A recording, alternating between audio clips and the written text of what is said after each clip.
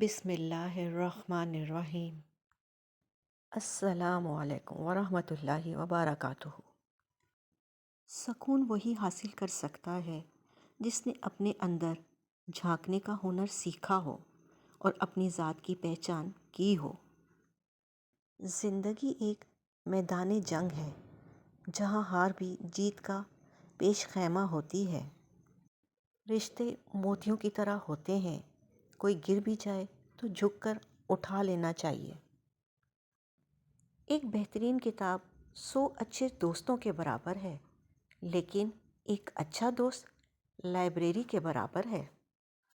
انسان کو آزادی کا اختیار دیا گیا ہے، مگر وہ خود اپنی زنجیروں میں قید ہے۔ درد وہی ہے جو چھپا لیا جائے، جو بتا دیا جائے وہ تماشا بن جاتا ہے۔ ہر اس بدبودار اور بد اخلاق شخص کو پاگل خانے ہونا چاہیے جو پیسے اور ذات کی بنیاد پر خود کو دوسروں سے بہتر سمجھتا ہو۔ اس گھر میں سکھ نہیں آ سکتا جس کے پڑوس میں دکھ اور تکلیف ہو۔ کسی کو چاہو تو دل سے چاہو، زبان سے نہیں، اور کسی پر غصہ کرو تو صرف زبان سے کرو، دل سے نہیں۔ محبت قربانی کا دوسرا نام ہے۔ انسان کی انا کی قربانی، اس کی خواہشات کی قربانی اور اپنے آپ کی قربانی۔ انسان کی فطرت ہے کہ جو اسے مل جائے اس کی قدر نہیں ہوتی، اور جو نہ ملے وہی دل کے قریب ہوتا ہے۔ کسی کا دل توڑنے سے پہلے سوچ لو کہ تم بھی دل رکھتے ہو، اور جب دل ٹوٹتا ہے تو اس کی آواز کسی کو سنائی نہیں دیتی۔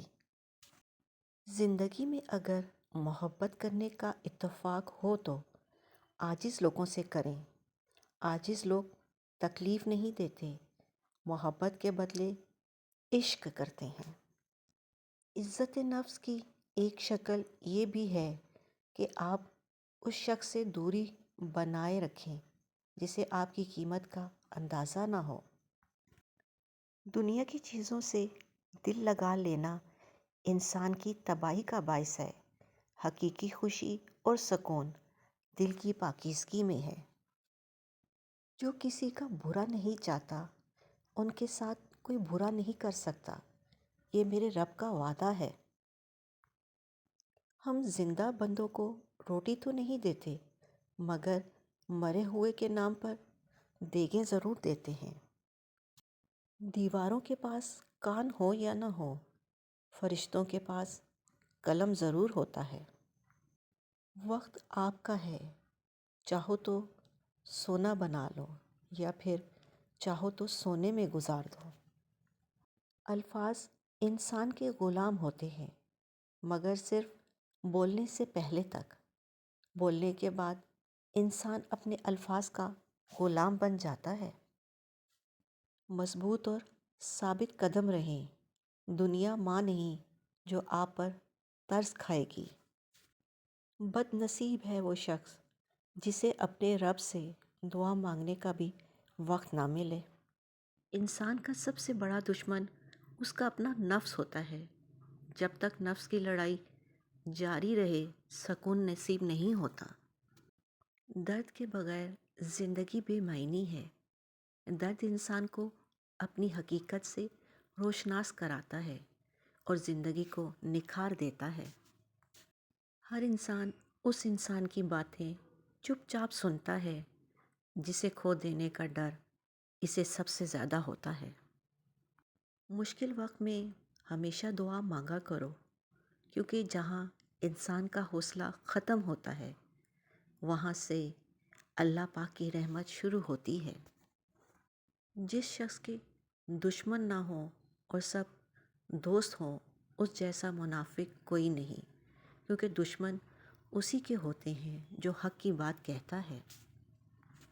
زندگی ایسے جیو کہ کوئی ہنسے تو تمہاری وجہ سے ہنسے، تم پر نہیں، اور کوئی روئے تو تمہارے لیے روئے، تمہاری وجہ سے نہیں۔